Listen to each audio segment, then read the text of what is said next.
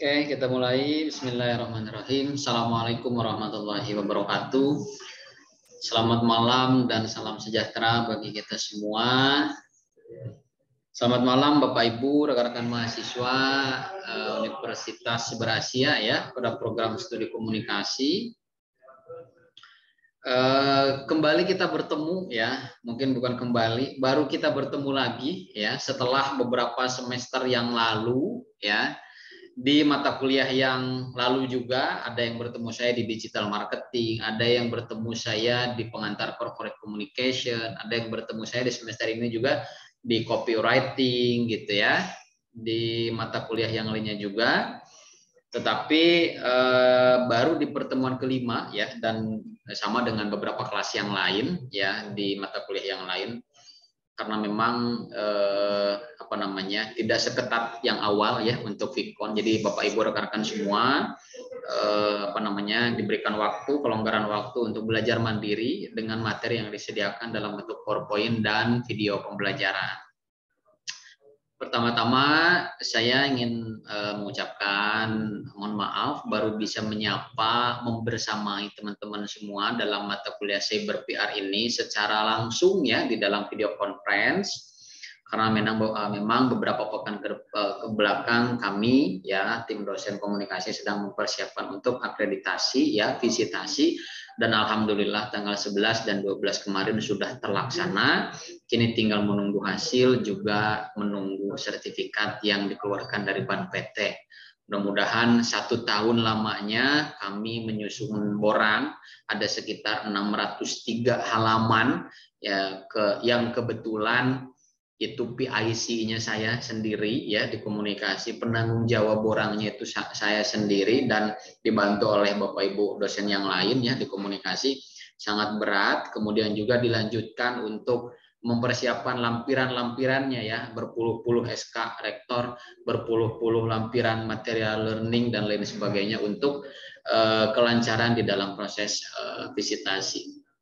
Kemudian juga saya ucapkan terima kasih kepada rekan-rekan yang sudah membantu kemarin saat visitasi ya, yang berkenan diwawancara oleh asesor baik secara onsite datang ke kampus maupun secara online gitu ya.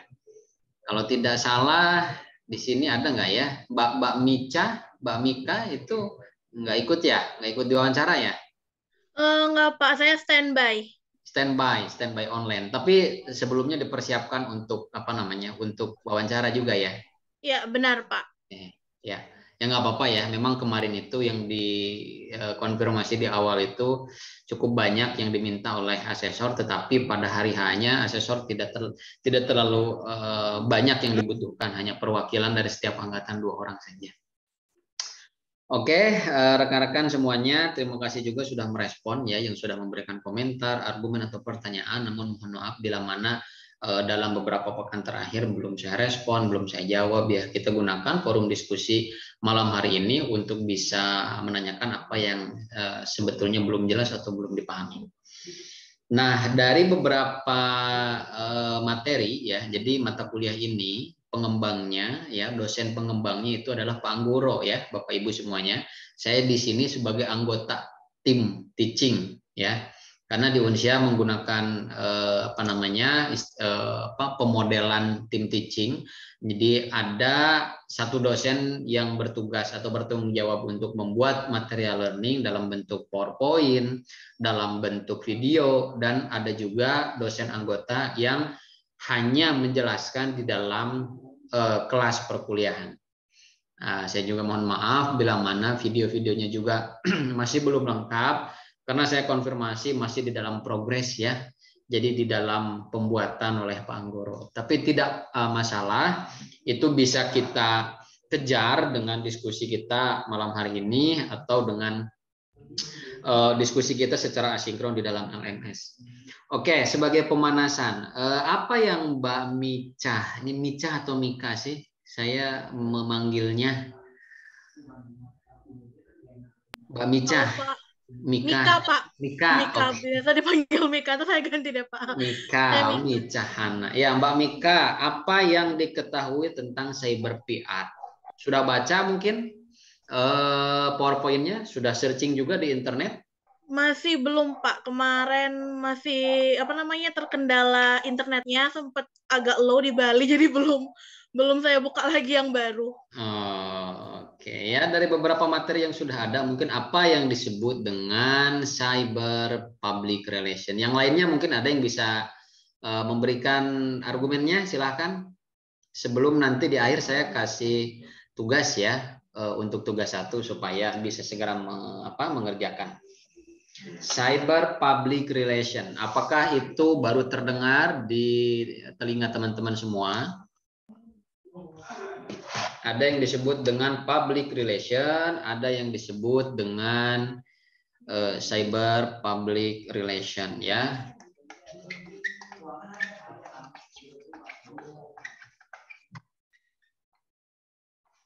Dan ada penambahan kata PR. Apa sebetulnya yang membedakan dua istilah ini? Mbak Mika sudah masuk di semester 3, otomatis kalau tidak di kelas saya, Mbak Mika ada di kelas Ibu Ocha ya, tentang pengantar corporate communication. Apa yang disebut dengan public relation? Ayo kita mereview dari semester pertama. Public relation seingat saya itu di bidang berkomunikasi ya Pak ya, kalau saya kurang salah, di mana kita menjadi sarana. Sebentar, kok saya tiba-tiba lupa ya. Sebentar Pak, saya searching sedikit-sedikit Pak. Tiba-tiba saya lupa nih Pak. Iya, nggak apa-apa. Sorry Pak, mohon maaf. Public relation itu salah satu usaha yang dimana kita membangun suatu komunikasi, baik kita dalam hubungan kita terhadap orang lain ataupun dalam perusahaan. Hubungan personal berarti maksudnya. Jam 12. Bagus, bisa dikatakan seperti itu Pak. Bisa dikatakan seperti itu ya. Tapi tadi gue lagi meeting dia bilang. Mbak Indra. Jam 12. Barusan Mbak Indra. Ya, dilanjut Mbak Mika gimana? Tapi kebanyakan public relation itu digunakan di dalam suatu perusahaan ya Pak ya, di mana dia membangun suatu komunikasi mungkin dari antara perusahaan dengan perusahaan lain, mungkin perusahaan dengan anggotanya atau dengan sesama mitra Pak. Seperti itu yang seingat saya Pak. Terima kasih Pak. Mohon maaf Pak. Perlu dibuka lagi ya materi-materi sebelumnya. Jadi rekan-rekan semua, cyber PR itu adalah keberlanjutan daripada bagaimana kita melihat peran dan fungsi seorang PR yang digunakan di dalam dimensi virtual, cyber gitu ya. Kalau kita merujuk pada definisi awal tentang public relation adalah suatu aktivitas komunikasi perusahaan yang melibatkan pihak internal dan juga eksternal perusahaan. Ada definisi lain menjelaskan bahwa public relation juga merupakan suatu manajemen sistem di mana alur atau pola komunikasinya menentukan dan membentuk bagaimana ya menentukan dan membentuk alur atau dinamika perusahaan itu berjalan gitu ya. Ada 3 bentuk komunikasi di dalam perusahaan. Pertama secara 3 bentuk ya. Apakah masih ingat atau masih lupa ya? Pertama itu horizontal, contohnya Mbak Mika, seperti siapa dengan siapa?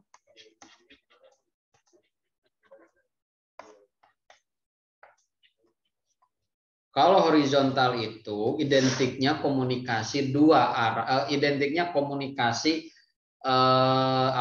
yang dilakukan oleh pimpinan kepada bawahan.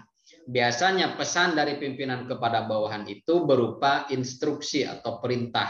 Bisa juga ya dari bawahan kepada pimpinan. Sifatnya adalah memberikan laporan atas pencapaian, atas hasil daripada pekerjaannya.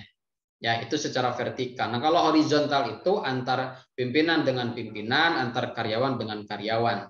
Lalu ada juga bentuk yang ketiga, yaitu diagonal, ya, mewakili suatu kelompok dengan kelompok yang lain. Divisi A berkomunikasi dengan divisi B, gitu ya. Kloter A berkomunikasi dengan kloter B, itu secara diagonal, ya. Nah, karena kita baru mengadakan Vicon kita di pertemuan kelima, saya harus membuat benang merahnya dulu, ya. Sehingga bagaimana masuk kajian cyber PR, ya, yang dimulai daripada kajian public relation secara konvensional. Siapa yang disebut dengan public eksternal? Pertama, stakeholders. Stakeholders itu biasanya diidentikan dengan mitra kerja, ya. Kemudian siapa lagi? Stakeholders itu biasanya juga diidentikan dengan governance, ya, pemerintah. Siapa lagi gitu ya yang disebut dengan stakeholders? Itu komunitas, ya. Pokoknya orang-orang yang memiliki keterlibatan baik langsung maupun tidak langsung yang sifatnya eksternal itu dikategorikan sebagai audiens eksternal gitu. Memang secara identik yang disebut dengan stakeholders itu orang yang memiliki saham gitu. Tetapi lebih daripada itu sebetulnya di dalam pengertian luasnya. Nah, apa kaitannya dengan cyber PR? Di era society 5.0 ini, kita semuanya sudah berada pada dimensi maya gitu ya, dimensi virtual atau virtual space, ya. Ada di dalam dua dimensi. Ada dimensi konvensional, juga dimensi digital. Nah, bagaimana konversi fungsi seorang PR dari yang tadinya bersifat tradisional, dari yang tadinya bersifat konvensional tradisional tadi, beralih ke dalam ruang maya, ke dalam ruang virtual. Otomatis kita juga akan berbicara tentang berbagai tools yang digunakan. Nah, pada mata kuliah semester 1 pengantar corporate communication, kita sudah mempelajari tentang media relation. Nah, itu pun menjadi irisan yang sangat tipis ketika kita kaji ulang di dalam mata kuliah cyber PR. Tetapi yang membedakannya adalah media-media yang digunakan untuk melaksanakan tugas dan fungsi seorang PR itu berbasis online, berbasis internet. Bagaimana press release itu dipublikasi di dalam sebuah website, di dalam sebuah media-media yang merepresentasikan perusahaan itu sendiri. Nah, makanya nanti di tugas teman-teman harus melakukan observasi, cukup secara virtual saja observasinya, ya, terkait perusahaan dengan kategori media yang digunakan sebagai media cybernya di dalam konteks media relation, ya. Bagaimana website digunakan oleh perusahaan A? Apakah kontennya mengandung konten informasi internal atau menggabungkan informasi internal dan eksternal? Lalu selain website juga perusahaan A contohnya memiliki beberapa media relation juga seperti adanya TikTok gitu ya, adanya Facebook, kemudian adanya Instagram ya, dan lain sebagainya. Tentu teman-teman harus bisa melihat apa tujuan dari penggunaan media-media tersebut ya. Apakah diselaraskan dengan segmentasi, target dan positioning yang sudah ditentukan atau ada ketidakrelasian ya, ada tidak nyambung gitu ya antara media yang dipilih dengan isi konten yang dituangkan, yang ditulis. Nah, cyber PR juga berkaitan dengan keterampilan seorang PR di dalam apa? Ada dua kategori besar ya. Pertama, kecakapan di dalam komunikasi, kedua keterampilan di dalam apa? Di dalam menulis. Di sini ada yang kelas saya copywriting digital yang tadi siang sudah melakukan Vicon. Ada di sini? Copywriting sebagai suatu keterampilan atau skill yang harus dimiliki oleh seorang PR ya. Dua kategori ini harus dimiliki oleh seorang PR di dalam melaksanakan tugas dan fungsinya menggunakan media-media cyber atau media-media digital. Gitu ya. Nah, jadi kajian-kajian terhadap cyber PR ini akan semakin menarik ketika kita nanti akan membedah satu persatu media dengan elemennya apa saja, lalu komponennya apa saja, lalu tekniknya bagaimana ketika terjadinya sebuah isu, terjadinya sebuah krisis, dan lain sebagainya. Intisari daripada tujuan seorang PR maupun di dalam kajian cyber PR sebagai salah satu pendekatan ya menggunakan media-media online itu adalah untuk apa? Untuk menjaga dan mempertahankan citra serta reputasi perusahaan. Oke, kita buka saja dulu materinya ya supaya kalau apa namanya saya juga tidak bisa memastikan apakah rekan-rekan di sini sudah membuka materi secara komprehensif ya, secara utuh dari beberapa pertemuan atau belum. Kalau belum ya memang ini saatnya lah kita berdiskusi dengan apa namanya mengulas lagi materi. Nah, teman-teman, kalau di mata kuliah Digital Marketing Communication ada yang disebut dengan bauran pemasaran, juga ada yang disebut dengan bauran promosi. Di dalam kajian public relation juga ada yang disebut dengan bauran PR. Jadi bauran PR itu beberapa elemen utama, beberapa kata kunci yang dibaurkan, disatukan sehingga menjadi suatu model yang komprehensif. Nah, secara rinci di dalam korelasinya komponen utama PR itu pertama publikasi.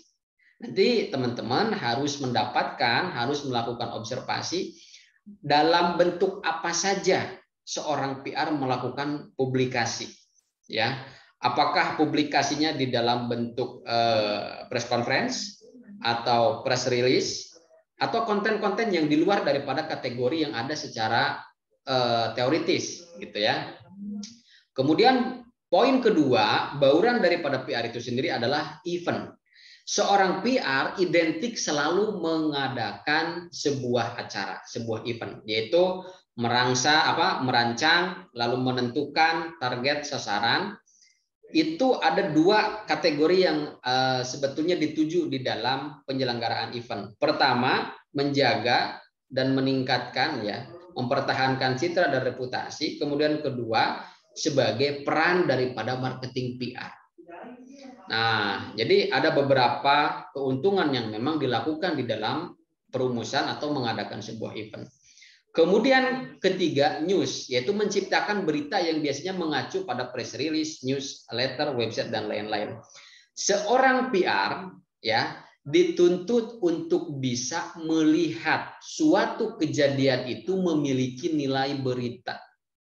Ya, jadi sejeli apakah kita sebagai seorang PR dapat merancang, dapat menyusun redaksi, baik itu di dalam news release, di dalam press release, ya, di dalam konten-konten blog. Mungkin beberapa perusahaan ada yang mempunyai blog, kemudian WordPress ataupun landing page, ya, dengan tulisan-tulisan yang itu merepresentasikan apakah dari program-program yang sudah terlaksana, atau dari event-event yang sudah terlaksana, atau mungkin dari capaian-capaian yang sudah didapatkan.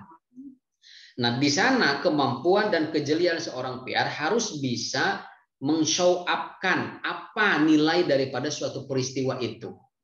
Bahkan hal yang sekiranya tidak menarik pun di mata seorang PR yang jeli, gitu ya, atas terjadinya suatu kejadian, terjadinya suatu event, ya, terlaksananya suatu program, itu dapat menghadirkan suatu nilai, ada value gitu.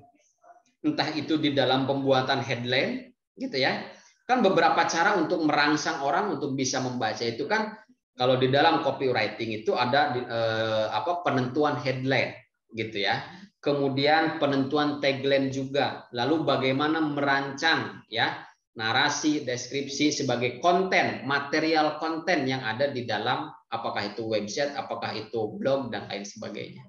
Maka tadi saya katakan di dalam kajian cyber public relation ini seorang PR harus memiliki keterampilan berkomunikasi dalam arti lobby dan negosiasi, ya. Kemudian juga memiliki keterampilan tulisan. Dalam hal ini yang harus dipelajari adalah copywriting. Bagaimana informasi itu dituliskan di dalam websitenya, ya, baik secara virtual, ya memang orientasi kita virtual ya, digital, namanya cyber PR gitu. Nah, maka keterampilan bagaimana mengolah, menyusun, mengkombinasikan ya antara foto, kemudian testimoni ya, ada figur gitu ya, ada tulisan-tulisannya, itu dapat menstimulus, merangsang merangsang konsumen atau publik untuk memiliki jadi untuk berpikir perusahaan ini baik, memiliki reputasi yang baik gitu ya, mempertahankan citra gitu ya dan reputasi. Ya, ini 3 poin daripada bauran PR. Kemudian poin selanjutnya ada community involvement ya, kepedulian kepada komunitas dengan mengadakan kontak sosial dengan kelompok masyarakat serta menjaga hubungan baik dengan stakeholder. Jadi ada mata kuliah yang sayangnya sebentar.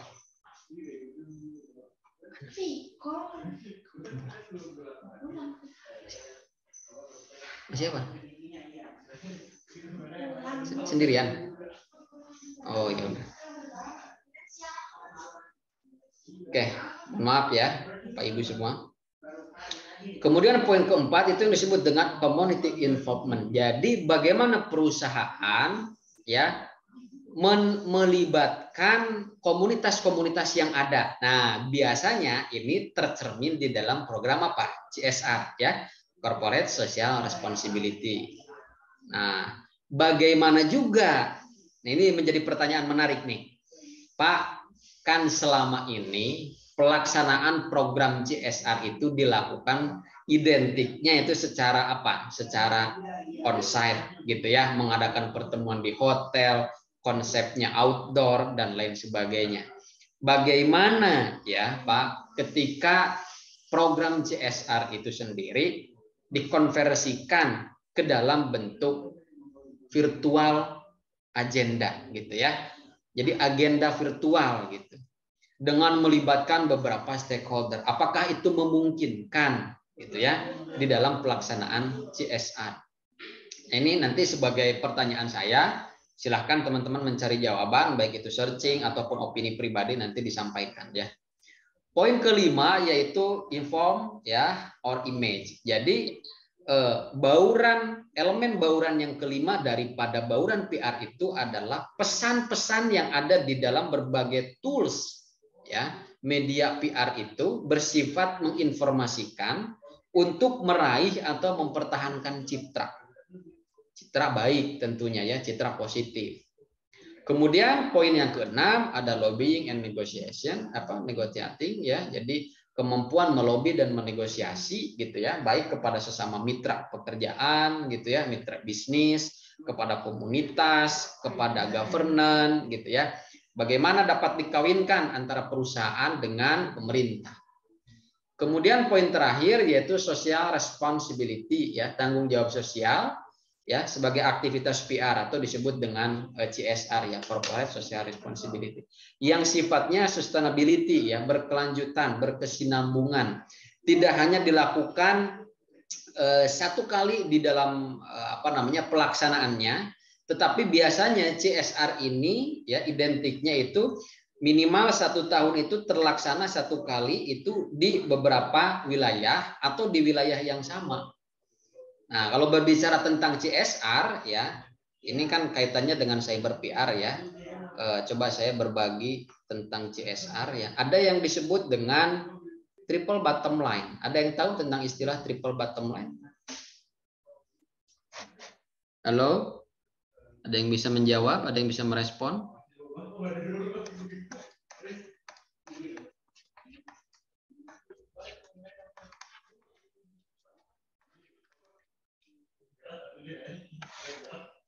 Di dalam pelaksanaan CSR ini kan sebagai poin terakhir daripada bauran PR tadi ya, itu ada yang disebut dengan triple bottom line ya.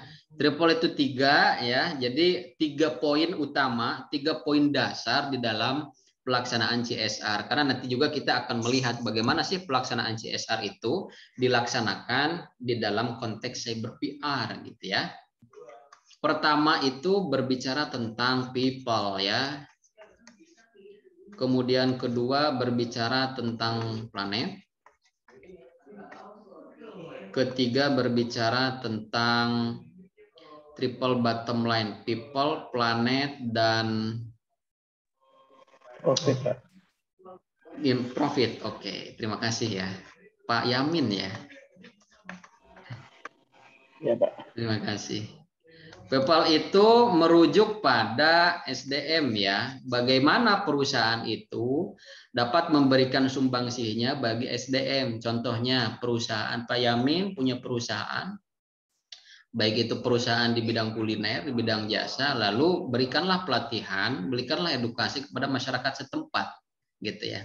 Karena kan sifat dari pelaksanaan CSR itu adalah memberikan value, memberikan manfaat. Nah, kalau planet ini berbicara tentang lingkungan. Beberapa contoh ya, beberapa kasus misalkan pencemaran lingkungan ya, limbah-limbah yang berserakan, baik itu limbah medis contohnya atau limbah air gitu ya, berbusa gitu yang mencemari sungai setempat gitu. Nah, ini menjadi salah satu fokus daripada pelaksanaan CSR itu tadi. Nah, nanti bagaimana apakah sinkron Pak ketika melaksanakan program CSR itu secara cyber PR gitu ya? Pertanyaannya itu yang akan menarik. Coba nanti dipersiapkan jawabannya ya. Kemudian profit itu berbicara tentang keuntungan. Nah, dari 3 jenis ini tentunya nanti diharapkan akan membentuk pada sebuah citra positif perusahaan. Teman-teman di sini ada yang orang Garut atau ada yang orang Bandung, tahu ya daerah Kamojang, silakan nanti di searching gitu ya. Karena saya juga sempat beberapa kali main ke sana gitu ya. Jadi kalau dari Darajat tempat wisata di Garut itu satu jalur ya ke Kamojang gitu. Nah di sana itu pegunungan dataran tinggi yang sangat dingin sekali. Tetapi di sana itu ada perusahaan Pertamina ya, ada perusahaan Pertamina. Jadi di pinggir-pinggir jalannya itu ada pipa-pipa besar. Kemudian kalau kita masuk ke atasnya ada kawah gitu ya. Ada kepulan asap yang keluar dari tanah gitu ya. Kemudian ada juga yang berbunyi ya di sana dijadikan sebagai tempat wisata. Nah, salah satu program CSR Pertamina Kamojang itu adalah apa? Yaitu membuat resapan air hujan ya. Kalau nggak salah 1000 resapan air hujan. Tujuannya apa? Tujuannya adalah saat itu kondisi masyarakat sekitar itu karena berada di pegunungan gitu ya, dataran tinggi, kesulitan air gitu. Dan bendungan yang ada pun kering gitu ya. Nah, bagaimana seorang atau sebuah perusahaan itu ya, sebuah perusahaan itu berpikir untuk bisa meraih pada triple bottom line ini, people, planet, dan profit ya. Manusianya, lingkungannya, sehingga nanti profitnya, keuntungannya ya didapatkan pada didapatkan pada perusahaan itu sendiri. Nah, salah satu programnya ya itu membuat resapan air hujan ya, disebutnya apa saya lupa ya, silahkan di searching saja. Itu membuat lubang-lubang resapan, kurang lebih 1000 lubang resapan, sehingga seperti sumur ya, lubang sumur resapan, sehingga ketika saat turun hujan itu dialirkan gitu ya, air yang masuk ke dalam tanah itu dialirkan ke dalam bendungan di sana ya, bendungan di daerah Kamojang itu, sehingga masyarakatnya menjadi terbantu ya. Lahan-lahan pertanian dari yang tadinya kering menjadi bisa dialirkan sungai, dialirkan air ya dari bendungan yang ada. Kemudian juga dari itu yang manusia yang terbantu, dari lingkungannya juga otomatis terbantu. Nah, setelah beberapa lama itu berlaku ya atau terlaksana program itu, maka timbullah citra, program dari Pertamina itu yang ada di Kamojang itu sangat membantu dan menghasilkan respon yang positif. Itu disebut dengan triple bottom line-nya. Pelaksanaan CSR itu harus melihat pada 3 dimensi atau 3 elemen utama. Gitu ya. Karena kan kalau berbicara PR ya, kemudian juga dikonversikan menjadi cyber PR, itu kan tentu ujung-ujungnya adalah untuk mendapatkan citra positif. Nah, pada elemen ke-6 ini dari bauran PR tadi berbicara tentang social responsibility, bagaimana merespon lingkungan sosial baik pada SDM-nya, lingkungannya, sehingga mendatangkan pada keuntungan, gitu ya. Sebetulnya istilah cyber PR juga bukan menjadi hal yang baru ya. Dari dulu tuh ada yang disebut dengan EPR, kemudian humas online juga, kemudian banyak sekali ya EPR, kemudian seperti e-bisnis gitu ya, PR online gitu, dan cyber PR. Oke ya, ini pendalaman daripada poin yang ke-6 tadi ya, dari bauran PR.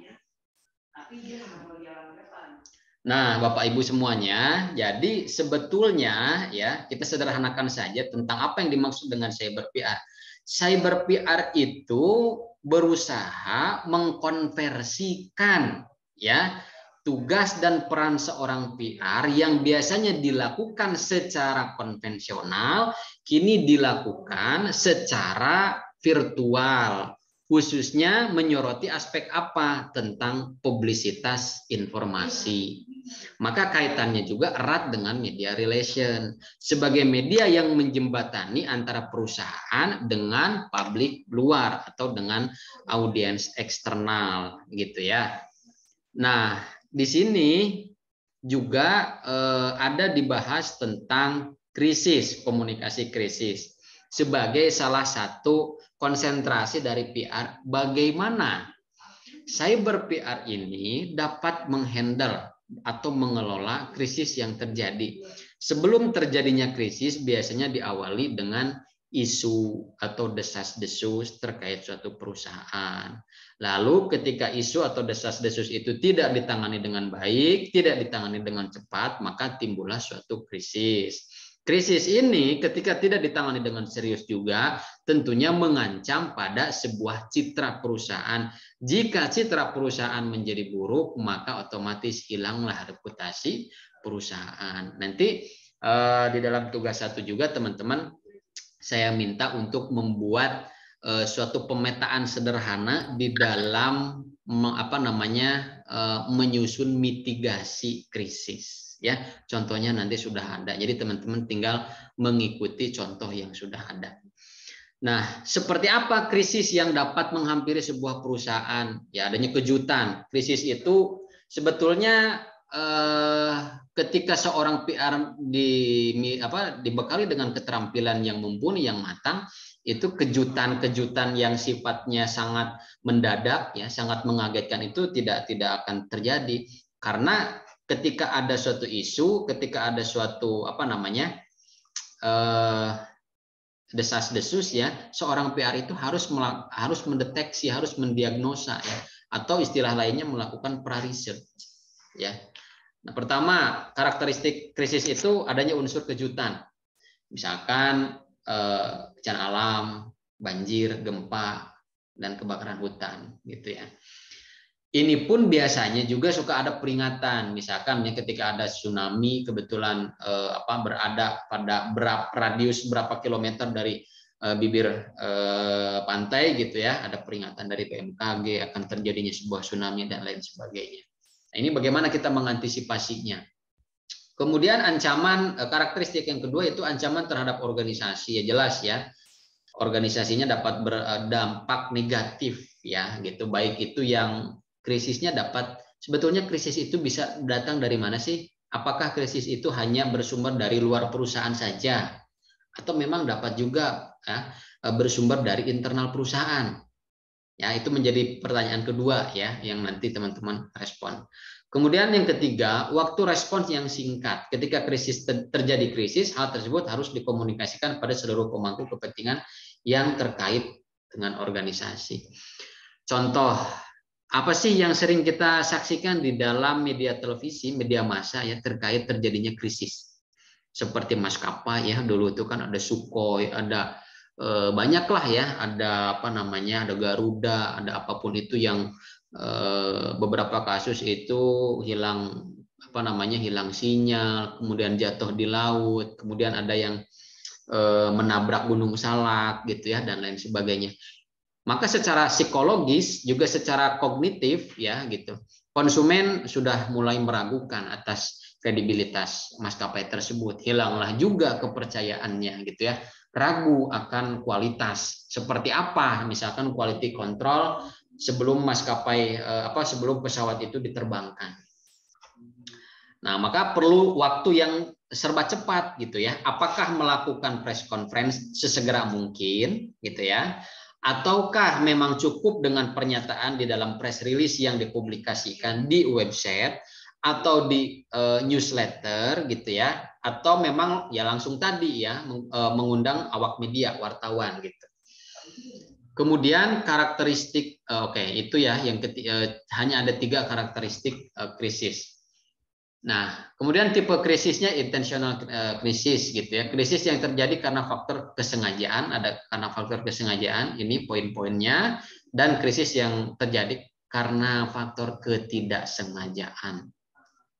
Nah, inilah adalah bentuk ya daripada daur hidup isu yang akan menimbulkan sebuah krisis jika isu itu tidak di-maintenance dengan baik gitu ya. Ketika ada desas-desus, ketika ada isu ya, itu tidak diperhatikan.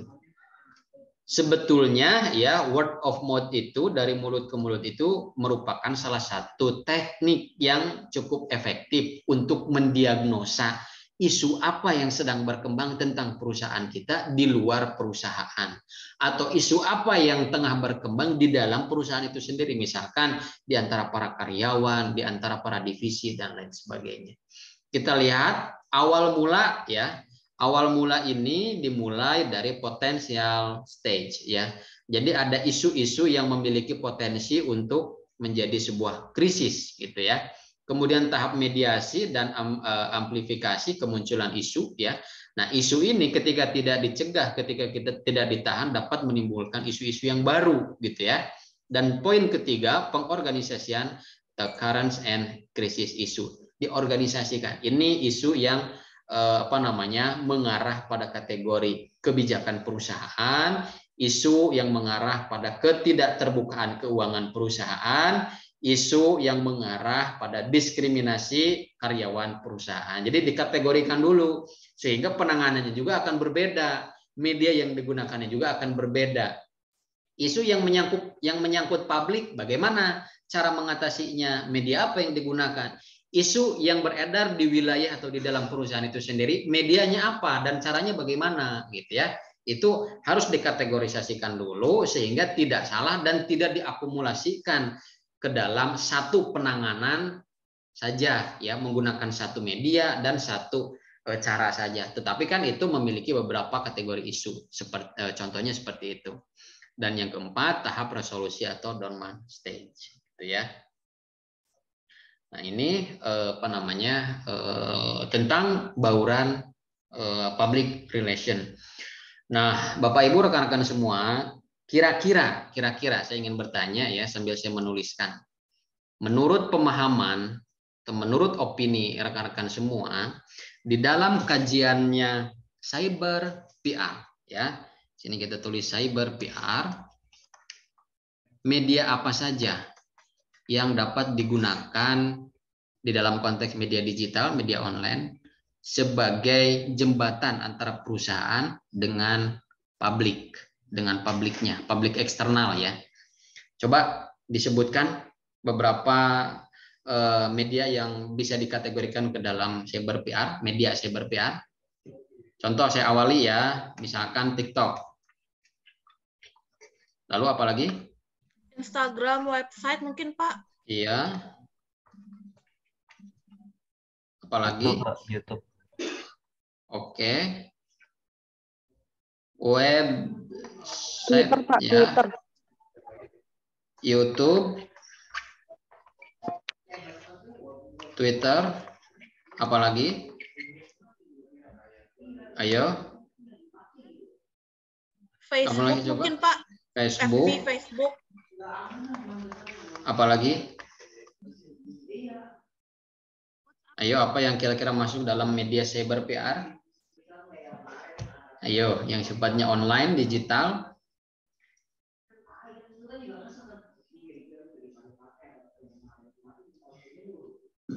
Website sudah. Blog ya, bisa ya. Apalagi?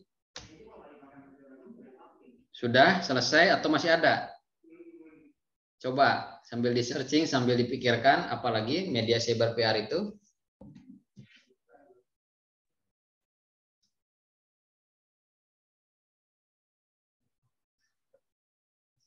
Halo? Kok hening ya? Cukup ya? Oke, Mbak Mika. Tadi jawab apa Mbak Mika? Instagram dan website ya. Fitur di dalam Instagram itu ada apa saja? Kalau di Instagram kita bisa memposting foto, Pak. Jadi kalau misalnya ada kegiatan atau sebuah perusahaan yang meluncurkan sebuah produk, dari Instagram tuh bisa sebagai sarana untuk mempromosikan, juga sebagai sarana untuk memperkenalkan bahwa ada suatu perusahaan yang ingin memperkenalkan suatu perusahaan, Pak. Kalau di website mungkin perusahaan mengelola suatu media yang dimana media tersebut bukan hanya untuk menjadi sarana informasi saja, mulai dari informasi yang ada di suatu perusahaan, mungkin ada produk-produk yang mereka jual, ataupun kegiatan-kegiatan yang ada yang lebih banyak mungkin dapat termuat di website, sehingga orang akan melihat Instagram, dan di Instagram tuh bisa juga mencantumkan link website juga. Jadi mungkin orang-orang akan melihat Instagram dari suatu perusahaan, kemudian dia tertarik untuk mengenal lebih lanjut dari suatu perusahaan, mereka akan membuka website-nya seperti itu, Pak. Saya. Tadi dikatakan hanya ada foto saja, kan ada video juga, ada audio visual Instagram ya. Oh, ada Pak, ada Pak. Apakah Mbak Mika mengikuti suatu akun Instagram itu yang mewakili perusahaan baik swasta maupun pemerintah? Ada, Pak. Apa? Sebutkan. Saya memfollow saat ini suatu perusahaan penerbangan, Pak. Promo tempat jual tiket.com sama Traveloka, terus ada Garuda Indonesia juga saya follow. Jadi 3 perusahaan itu saya follow, Pak. Apa isi kontennya yang sering Mbak Mika lihat? Promo sih, Pak. Kebanyakan mereka promo, habis itu ada pengenalan launching produk mereka, terus memperkenalkan fitur-fitur terbaru yang mereka punya. Kadang juga mereka mempromosikan dengan kalau di tiket.com sama Traveloka tuh, Pak, mereka biasanya melibatkan konten-konten kreator, mulai dari konten kreator di TikTok, YouTube, Instagram, untuk mereview suatu perjalanan, tapi dengan menggunakan fitur yang dipunya oleh Traveloka, misalnya pesan tiket hotel, pesan tempat wisata, dan lain sebagainya tuh di Traveloka biasanya ada, Pak. Dan kebanyakan kalau misalnya tempat-tempat perjalanan, even dengan Garuda Indonesia sendiri, mereka kebanyakan menawarkan produk dan beberapa kegiatan, seperti Garuda Indonesia juga pernah memperkenalkan fitur terbaru mereka, yaitu mereka mengenalkan pesawat yang membawa vaksin kalau tidak salah AstraZeneca apa Sinovac, jadi membawa vaksin dari luar negeri ke Indonesia memakai pesawat Garuda Indonesia, dan mereka membuat pesawat itu seperti pesawat yang memakai masker. Nah, mereka memperkenalkan hal itu melalui media dari Facebook, Instagram, bahkan di website mereka kalau kita searching ada, Pak, seperti itu. Ya. Apakah semua fitur di dalam Instagram itu digunakan? Digunakan, Pak. Reels videonya digunakan? Digunakan, Pak. Story-nya digunakan? Digunakan juga, Pak. Kemudian ada feed-nya ya, hanya foto gitu kan, kalau Reels feed. Ada IGTV-nya digunakan? IGTV-nya jarang sih, Pak. Kadang-kadang mereka langsung live biasa, kadang ada yang disimpan gitu. Cuma jarang pakai IGTV-nya jarang. Tapi kalau untuk short mereka sering. Karena kan short-nya kadang nyambung dengan TikTok mereka.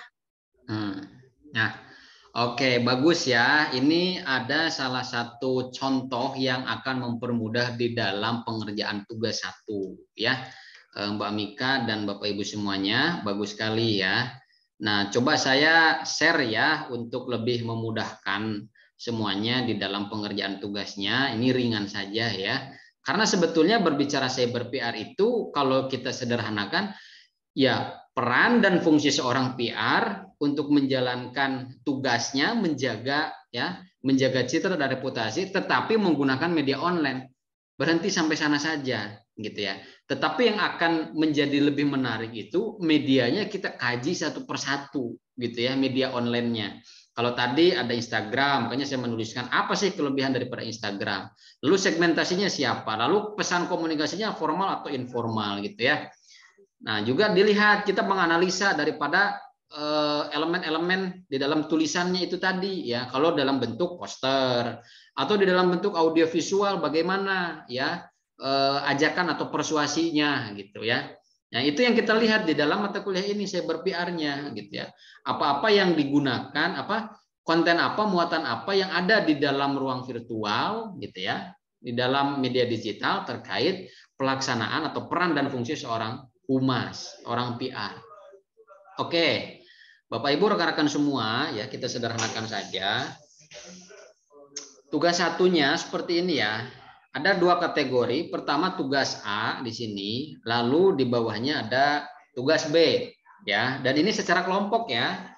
Mbak Mika boleh membantu saya untuk menjadi koordinator kelas ya, karena ini hanya ada satu kelas ya, cyber PR di kelas saya. Yang lainnya sama Pak Anggoro mungkin ya, dan Bu Yuni kalau nggak salah. Nah, tugasnya buatlah kelompok dengan jumlah anggota 5 orang. Karena ini ada 60 orang, ya. Jadi dibagi 5 itu ada total 12 kelompok. 60 bagi 5 12 kelompok ya. Silahkan teknisnya bagaimana pembagian kelompoknya. Nanti dikoordinasikan ke Mbak Mika saja gitu sebagai koordinator kelas. Lalu poin kedua, lakukan observasi virtual kepada satu lembaga atau perusahaan swasta, ya. Yang kedua, lembaga atau perusahaan pemerintah. Seperti maskapai tadi boleh, ya. Kemudian di sini ada contohnya Pertamina sebagai BUMN, ya, pemerintah. Nah, yang ketiga, setelah menentukan dua lembaga tersebut, lakukan observasi dan analisa serta tampilkan data temuan dalam format berikut. Ya. Jadi formatnya seperti ini, saya minta teman-teman semua ya nanti saya share saja dalam bentuk Word ya, nanti tinggal menggunakan template-nya. Di sini di nama dan kategori perusahaan silahkan tentukan ya lembaga usaha pemerintah apa. Contoh di sini saya Pertamina atau KAI ya, kereta api atau maskapai penerbangan atau apalagi ya terkait dengan pemerintah BUMN ya, silahkan bebas. Nah, setelah ditentukan ya perusahaannya ya, lembaga pemerintahnya, perusahaan pemerintahnya, lalu identifikasi ya media cyber lembaga yang digunakannya apa ya. Yang konvensional jangan dimasukkan ya. Misalkan saya yakin semua perusahaan itu baik yang swasta maupun non swasta, artinya pemerintah itu pasti memiliki website gitu ya. Nah, dituliskan ada website, ada Instagram, ada Facebook, ada TikTok, blog, kemudian ada YouTube, tambahkan YouTube, ada apa lagi tadi? Ada Twitter, tambahkan Twitter gitu ya. Nah, lalu identifikasi ya material pesan yang ada di setiap media. Ini sebagai contoh saja. Nah, di website tentang Pertamina misalkan kontennya informasi tentang event yang terlaksana.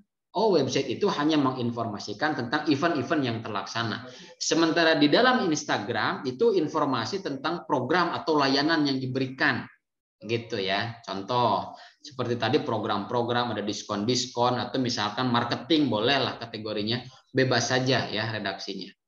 Facebook misalkan menginformasikan tentang pencapaian perusahaan ya, bahwa Pertamina meraih rekor muri misalkan dalam bentuk apa, silakan sesuai dengan faktanya yang ada ya.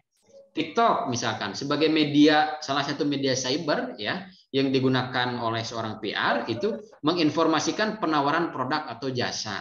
Tentukan kontennya disesuaikan gitu ya, seperti apa penawarannya ya. Di dalam bentuk TikTok itu otomatis dikemas dalam bentuk hiburan, informal gitu ya, dan lain sebagainya.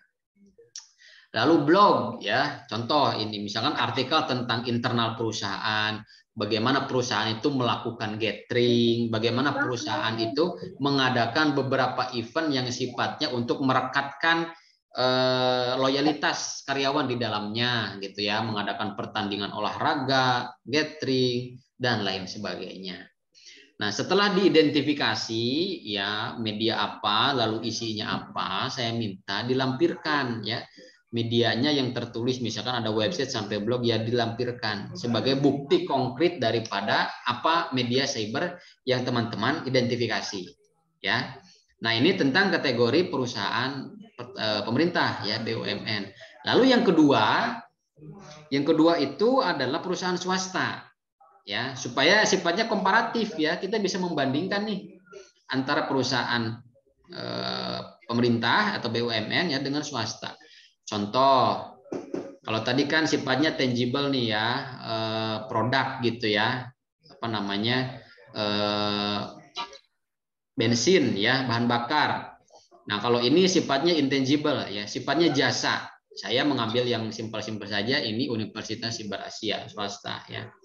Misalkan Unsia menggunakan website, juga Instagram, Facebook, blog, TikTok, dan lain sebagainya. Lalu identifikasi apa sih muatannya? Kalau ada yang sama, nggak apa-apa ditulis sama saja gitu. Kecuali kalau ada yang beda, yaitu ditulis berbeda. Apa yang ditonjolkan, pesan yang ditonjolkan dari media-media cyber. Ya. Supaya kita dapat memetakan dulu, oh seperti ini ya penggunaan media cyber di dalam pelaksanaan fungsi dan peran PR saat ini. Gitu ya. Ini tugas satu tuh untuk mengantarkan pemahaman kita supaya lebih oke, seperti ini realita yang ada gitu. Lalu sama juga ya apa namanya? Di sini juga untuk kategori yang swasta dilampirkan produk apa namanya? Bukti-buktinya ya di capture saja, kalau dari Instagram capture, kemudian dari website di capture gitu ya. Jadi semua media yang dicantumkan berdasarkan identifikasi muatan pesan yang ada itu dilampirkan buktinya. Ini untuk tugas poin A. Ya. Nah, untuk tugas poin B itu terkait dengan mitigasi ya, terkait dengan krisis tadi. Karena tadi saya sudah mengulas tentang isu ya, tentang desas-desus atau isu yang kemudian tidak diperhatikan, tidak ditangani dengan serius, akhirnya menjadi sebuah krisis tidak ditangani dengan serius, mengancam citra, otomatis reputasinya menjadi hancur. Nah, tugas yang kedua, tugas B, setelah mengerjakan tugas pada poin A di atas ya, Anda dan kelompok Anda diminta untuk memilih salah satu perusahaan atau lembaga di atas, baik itu pemerintah maupun swasta, untuk kembali melakukan observasi terkait potensi krisis atau krisis yang sudah dialami. Jadi, kerjakan dulu poin yang A, baik itu lembaga pemerintah, ya, tentunya yang harus ada PR-nya ya, dan saya yakin pasti ada PR-nya meskipun istilahnya berbeda-beda, ada yang humas, ya, ada yang memang bagian kerjasama apapun itu ya, tetapi dilihat dari SOP fungsi dan perannya itu fungsi dan peran humas PR ya. Teman-teman memilih apakah lembaga pemerintah atau lembaga swasta yang kemudian akan dianalisis kembali dalam pola atau dalam skema mitigasi. Jadi dipilih salah satu daripada dua perusahaan yang sudah ditentukan di atas. Nah, setelah ini seperti contohnya saya PLN ya. Nah, PLN kan sebagai sebagai BUMN juga gitu ya. Boleh nanti misalkan teman-teman di atasnya menggunakan PLN gitu ya. PLN pusat boleh, PLN regional boleh gitu ya. Nah, susunlah langkah mitigasi ya berdasarkan contoh terlampir. Ini contohnya. Isi kolom mitigasi dan program kerja ya. Nah, ini saya tekankan di sini. Ini ada kolom mitigasi dan program kerja dengan mengacu memanfaatkan atau memaksimalkan media cyber perusahaan. Ya. Jadi contoh, ini formulanya ya, jangan dirubah. Teman-teman membuat tabel ya. Kategori pertamanya yaitu peringatan, potensi, mitigasi dan program kerja. teman-teman memilih lembaga, salah satu lembaga di atas, baik swasta maupun pemerintah, lalu susun dalam proses mitigasi. Kalau misalkan perusahaan itu, lembaga itu sudah mengalami krisis dan sekarang sudah berada pada tahap stabil, sudah pulih namanya, maka lebih memudahkan teman-teman untuk menyusun isian ini ya. Isian ini. Nah, kalau misalkan kondisinya perusahaan tersebut belum mengalami krisis, belum terjadinya krisis, maka teman-teman bisa melihat potensi krisis yang mungkin terjadi pada perusahaan tersebut. Kita lihat ya, poin 1, peringatan. Misalkan ini kasusnya PLN ya. Peringatan nomor 1, lambatnya proses pemasangan listrik pada pelanggan baru. Nah, ini menjadi suatu peringatan bahwa ada praktik-praktik kerja yang lambat di dalam pemasangan listrik pada pelanggan baru. Nah, ketika ada keterlambatan itu atau lambatnya proses penanganan pemasangan listrik baru itu, potensinya apa? Masyarakat tidak puas dengan pelayanan PLN karena lambat. Kemudian kehilangan citra, ya karena lambat, citranya juga bisa menjadi buruk. Nah, teman-teman, di sini yang harus ditekankan mitigasi dan program kerjanya. Pertama apa? Meningkatkan jumlah suplai material listrik. Ini sebagai contoh mitigasi. Langkah yang harus dipersiapkan, meningkatkan jumlah suplai material listrik. Kemudian program kerjanya apa? Penambahan karyawan untuk meningkatkan pelayanan publik, gitu ya. Ketika meteran listrik itu ditambah jumlahnya, maka penambahan karyawan atau SDM untuk meningkatkan pelayanannya, sehingga masalah yang ada pada peringatan tadi dapat terjawab pada program kerja. Nah, ini contohnya masih konvensional ya. Ini yang saya susun tahun 2017 kalau nggak salah ya, sudah lama. Nah, sekarang saya minta teman-teman isi mitigasi dan program kerja ini berdasarkan media cyber. Contoh, meningkatkan awareness gitu ya, awareness konsumen atau calon pembeli dengan merangsang penjualan pada berbagai media platform, Instagram, Facebook dan lain sebagainya. Program kerjanya ada apa? Misalkan memberikan testimoni ya di dalam berbagai platform media sosial gitu ya, kemudian memberikan data dan fakta gitu dan lain sebagainya. Jadi sifatnya bukan konvensional lagi, tetapi kalau mitigasinya disebutkan misalkan menambah media baru selain Instagram dan Facebook, yaitu TikTok dan YouTube contohnya. Nah, di dalam program kerja apa yang ingin direalisasikan daripada penambahan media baru tersebut? Ya, contohnya tadi menambah TikTok dan YouTube. Nah, apa yang ingin dikerjakan pada media TikTok dan YouTube itu tadi? Gitu ya. Ini contohnya masih konvensional, tetapi nanti mitigasi dan program kerjanya saya harapkan sifatnya lebih pada pemanfaatan dan pemaksimalan media cyber PR-nya. Apapun masalahnya, coba bisa kita lihat, bisa kita berikan solusi melalui cyber PR ya. Ini saya contohkan ada 6 poin ya, tetapi sifatnya tentatif ya. Teman-teman hanya menemukan 3 misalkan. 3 peringatan, 3 potensi masalah, ya sudah, hanya 3, hanya 5, hanya 6. Tapi semakin banyak poin yang dituliskan, maka semakin banyak rekomendasi ya mitigasinya, kemudian program kerja yang teman-teman susun dan berikan di sini. Gitu ya. Nah, ini saya harap harus dikerjakan secara serius karena akan berlanjut nanti untuk dipresentasikan. Ada pertanyaan atau bisa dipahami sampai sejauh ini? Silakan.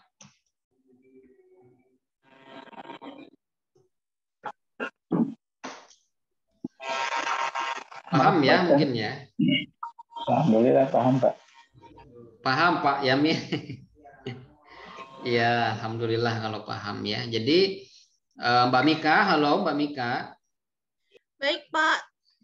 Saya izin meminta tolong untuk menjadi koordinator di kelasnya ya. Baik, siap Pak. Nah, begitu. Kita melihat materi ini jangan dianggap berat atau susah ya. Kita anggap ringan, sederhana, tapi tidak kehilangan esensi gitu ya. Nah, untuk memahami secara realnya, contoh kasusnya, ya kita susun dalam bentuk tugas ini. Supaya kita paham, oh ternyata ini yang dinamakan cyber PR. Kemudian di dalam salah satu fungsi dalam cyber PR itu adalah untuk mengatasi sebuah krisis dengan merumuskan pada skema mitigasi. Paham semuanya ya, Mbak Mika? Oke, kalau paham semuanya nanti saya share di LMS dan kalau tidak ada pertanyaan kita akhiri saja gitu ya. Karena saya masih di kampus ya. 8 kurang. Ada Pak pertanyaannya Pak. Ada pertanyaan bagaimana Pak Yamin sebelum saya close? Iya Pak, tugas ini kita riset atau wawancara langsung Pak? Bagaimana Pak? Tugas ini kan kalau saya lihat itu bisa juga sih Pak kita riset atau kita harus wawancara langsung Pak ke perusahaan misalnya. Boleh, boleh. Jadi begini Pak, apa namanya? Dari hasil ini bayangan saya nanti outputnya menjadi sebuah artikel. Kalau Bapak Ibu di sini rekan-rekan ingin memiliki sebuah karya, ya nanti bisa saya bantu untuk publish, dibuat menjadi sebuah artikel, apakah itu jurnal ya. Kebetulan Universitas Siber Asia memiliki OJS ya, Open Journal System, yaitu apa namanya jurnal ilmu siber JIS. Nanti saya bisa bantu sebagai reviewernya langsung gitu. Jadi teman-teman sudah punya artikel tuh ilmiah. Tapi kan harus kita nyari data dulu Pak gitu ya. Apakah itu tentang krisisnya atau itu tentang penggunaan media cybernya. Nanti untuk judul, untuk isian artikelnya nanti kita belajar kita buat sama-sama. Misalkan saya sama Pak Yamin ya. Saya kolaborasi Pak, ya sudah kita kolaborasi ada 2 nama nanti. Nah, asalkan datanya valid dulu gitu Pak. Gitu ya, itu untuk harapannya nanti ya. Memang belum saya rencanakan untuk UAS, tetapi kalau memang itu berpotensi ya, rekan-rekan memiliki semangat arah ke sana gitu, saya bisa bantu itu supaya teman-teman ada portofolio juga, punya apa namanya artikel ilmiah juga gitu ya pada mata kuliah cyber PR gitu. Nah, saya belum menentukan waktunya ya. Waktunya saya berikan cukup lama sampai tanggal 30 cukup ya. Ada sekitar 7, 8, 9, 10, 11, 12 hari cukup ya. Ini kan kalau mau observasi virtual, cari websitenya, cari itunya. Lebih lengkap lagi kalau Pak Yamin ingin melakukan konfirmasi, menelpon ya. Menelpon rekan kerja di perusahaannya atau mungkin di tempat pekerjaannya sendiri boleh ya, di perusahaan gitu, misalkan di Pemda gitu ya, atau di perusahaan apapun itulah, baik yang swasta maupun pemerintah. Begitu kurang lebih Pak Yamin ya dengan kelompoknya ya. Terima kasih Pak. Sama-sama Pak Yamin, semoga sehat selalu. Begitu saja ya rekan-rekan, ini materinya sudah saya jelaskan secara poin-poin besarnya tentang cyber PR ya, juga dengan penjelasan tugas 1 mudah-mudahan dapat diterima dan dipahami dengan baik serta dapat dikerjakan dengan maksimal. Silakan membentuk per kelompok 5 orang, total ada 12 kelompok, waktunya sampai 30 November pukul 23.59 ya. Jadi jam 12 pas gitu ya. Sampai tanggal 30 ya, biar semangat gitu ya, sambil menanti gajian gitu ya. Gitu ya teman-teman semua, mudah-mudahan kita dapat bertemu lagi nanti pada ulasan materi jika sudah dirasa diperlukan ya, mungkin setelah UTS nanti atau saat menjelang UTS. Terima kasih atas atensinya, mudah-mudahan selalu diberikan kesehatan dan kelancaran dalam setiap aktivitas. Saya akhiri, billahi taufiq wal hidayah. Assalamualaikum warahmatullahi wabarakatuh. Waalaikumsalam warahmatullahi wabarakatuh. Selamat malam. Waalaikumsalam.